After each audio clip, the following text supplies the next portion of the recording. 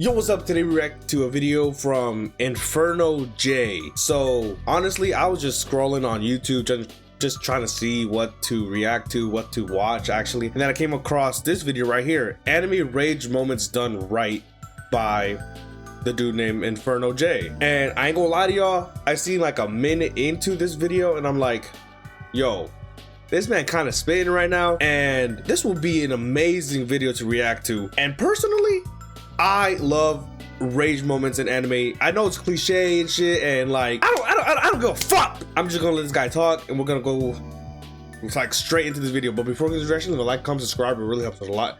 We're aiming for 1,000 subscribers by the end of this year, and the only way you can do that is with your help. And the support is very appreciated. And with that, without further ado, let's get into it.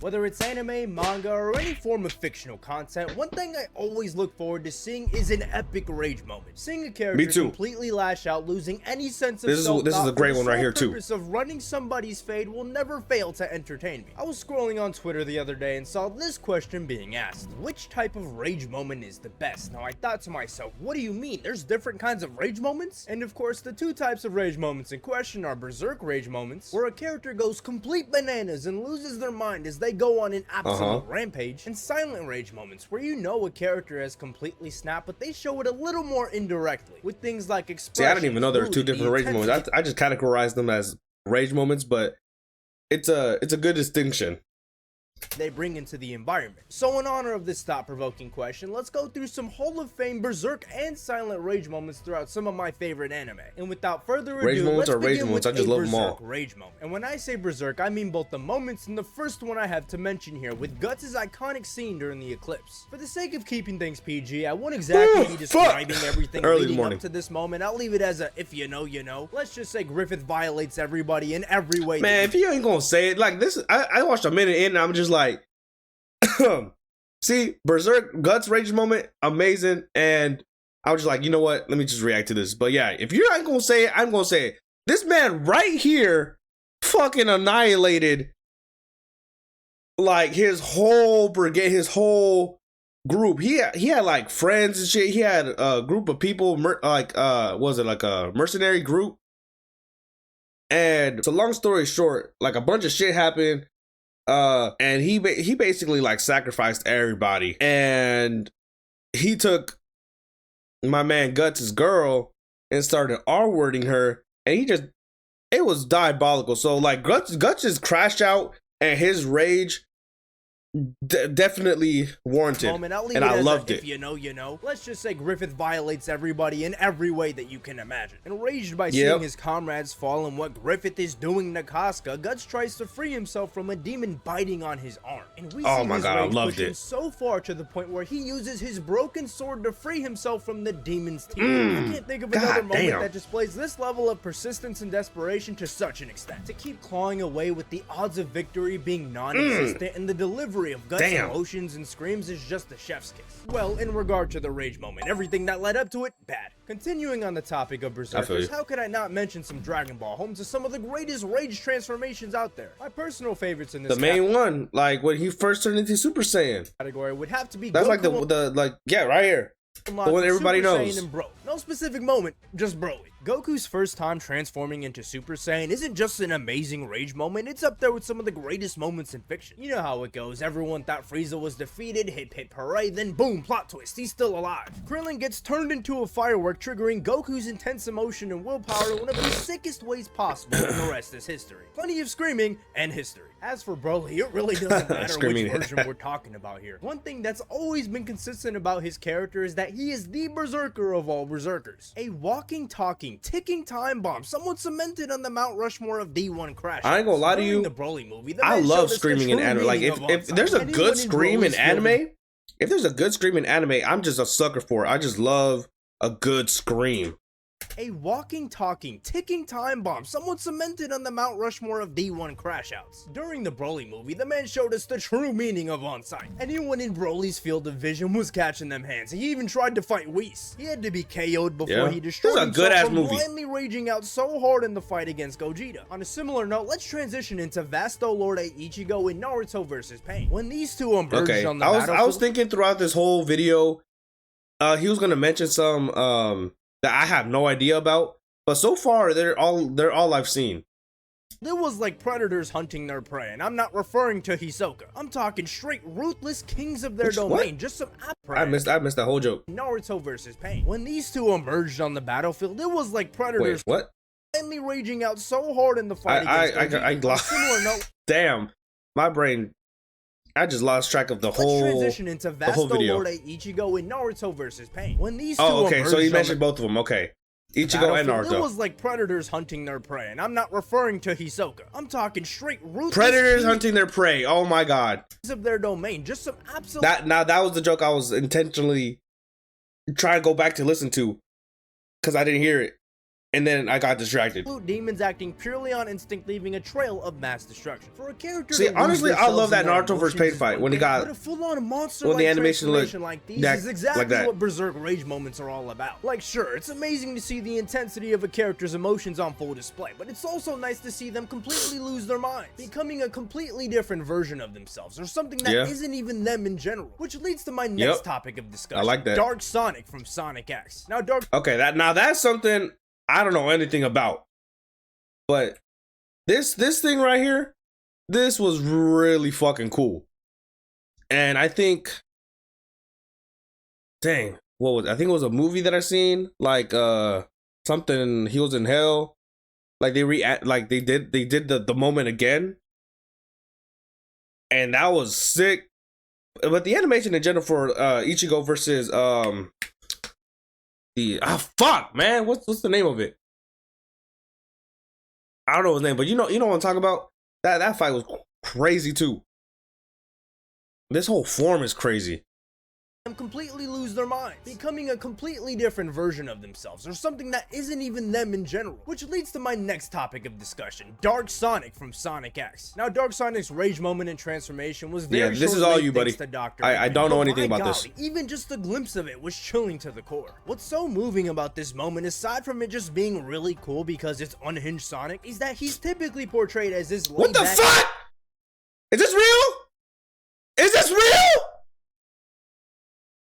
From it just being really cool. Is Dark Sonic like I can't even say Super Saiyan Sonic, because Sonic with the Chaos Emeralds, right? That turns into Super Sonic. That's like their Super Saiyan. Because it's unhinged. So what the fuck is Dark Sonic? Is that he's typically portrayed as this laid-back. This is fucking crazy. Even during intense moments, he's usually the one to keep his cool. So to see him show such animosity, even for a brief moment, has left its mark on the Sonic community. Hey, that looks pretty cool. I used to watch Sonic X. I used to watch this when I was little. Watching it on the Sonic's main enemy had to give him a on TV to snap him out of it. Sort of reminds me of the time in Sonic's main enemy had to give him a talk no jutsu community. You just know how bad things could have turned out when Sonic's main enemy had to give him a talk no jutsu to snap him out of it. Sort of reminds me of the time in Mob Psycho when Kageyama sees his house on fire. As he rushes inside trying to tell himself that everything is alright, we see his percentage slowly rising as he slowly comes to terms with what's going on.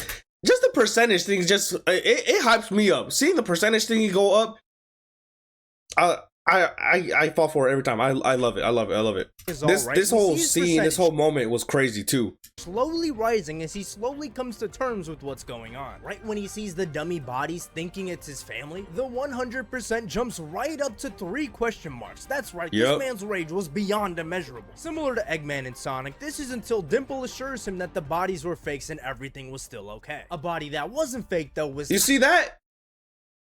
I would have, if that was me, and then Dimple just said they were fake, I don't think that would calm me down. I think I would just, I don't know. I don't know what I would do. Honestly, that's not me. I'm not in that situation. I don't know what the fuck I'll do, but I don't think I would calm down. Heights, which is the spark for the Gon moment. This was a bit of a mix between Silent and Berserk, as everything leading to the transformation was Gon acting cold and distant, holding in all that rage until he finally another amazing episode was executed flawlessly. Damn, man. Another great rage moment. Everybody knows about this one. Holding in all that rage until he finally snapped. The build up to this moment was executed flawlessly, as we saw Gon slowly disregard his morals and humanity until he became a bigger monster than Meruem. Just like Goku's Super Saiyan, this is basically the blueprint for all things great about rage moments. Hold on, right before we move on, I had to pop in from the future for a bit. How could I possibly forget Obito here? After witnessing Kakashi unalived, went on a massacre. I'm talking an absolute bloodbath. A big portion of this moment had to be off screen. Him holding Rin's body, declaring that he's in hell, has to be one of the most jaw-dropping moments in the whole Naruto series. Yep, and I felt it right here in my heart. But they don't always have to explicitly involve overwhelming anger like this. Sometimes all it takes is a shift nice inclusion, future you, intensity for that same level of hype to be reached. This is where we get into the silent rage moments, and who better to start this with than Zenitsu in the Infinity Castle. From the start, Zenitsu was always two things: a coward and a simp without a backbone. His whole gimmick is that he only gets serious whenever Zenitsu gets on my fucking nerves though. Oh my god.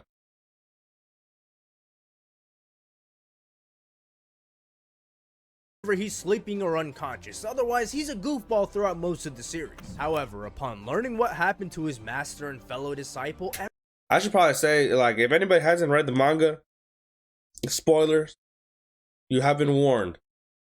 I don't know when this is done though. I read the manga for Berserk Demon Slayer, so I've already read all this. I've seen everything. I already finished it, you know, so I'm good.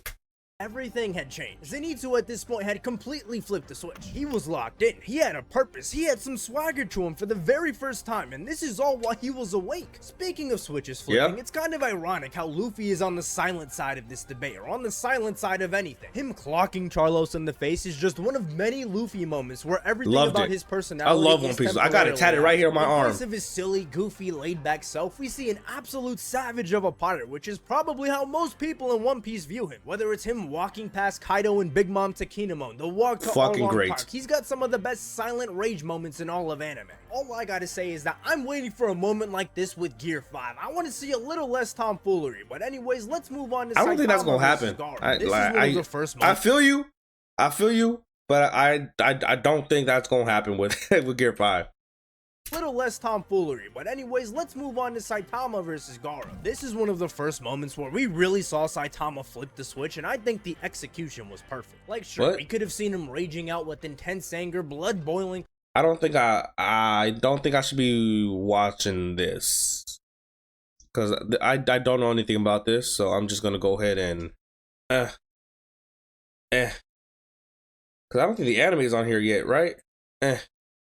Slowly coping with the harsh reality before them. With all hope lost, the only thing they can do at this point is let off some steam against the ones who caused it. Take Yuji versus Mahito, for example. Shibuya was the major turning point of Yuji's character. After losing numerous friends and allies and Sukuna putting plenty of blood on his hands, that fucking pissed me off. He essentially reaches a breaking point. He comes to realize that he's a cog in a machine, someone no different than Mahito. This moment was cool as fuck. He's just a being willing to kill on pure instinct as he proceeds to walk down Mahito and nearly end him. Again, what makes he should have killed that bitch. Isn't just how the rage is displayed, it's the evolution of how it's created, the development of character before our very eyes. Some of my favorite silent rage moments come from the Dark Tournament in Yu Yu Hakusho. You got Hiei being as cold as ever, ironically whipping out the dragon of the darkness flame. I think I'm damn, man, can I talk? I think I'm on the Dark Tournament right now in Yu Yu Hakusho, because me and my girl, well, we didn't start watching it. I started watching because she's already seen it, so she's rewatching it with me, and I think I'm right here at this point. Straight up eviscerating another flame user. Whenever a character's bloodlust is very subtle yet still visible at the same time, that bloodlust is amplified tenfold. Yusuke's final awakening against Toguro is a perfect example Oh my shit, pause it. Of what I described earlier. His coming to terms with the loss of Genkai and Kuwabara. I swear to God, I wasn't touching the keyboard. Just letting loose, as that's all he could do from that point. But these silent rage moments don't always involve a hidden sense of rage. Take Levi versus the Beast Titan, for example. No words were spoken, just a straight up silent fade. Shanks saving Luffy from the sea beast spoke volumes without any speaking even involved in the first place. Hisoka threatening Killua to Illumi's face brought out one of the best depictions of visible bloodlust. Tanjiro looking... Yo, you got Bro, you gotta, damn, you gotta throw a spoiler warning before you throw some of these images on screen. There's a lot of people that haven't seen or read the manga, and you out here just spoiling it for free.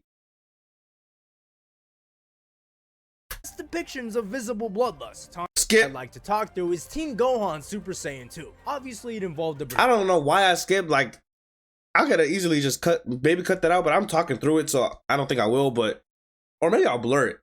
Yeah, I think I'll just blur it.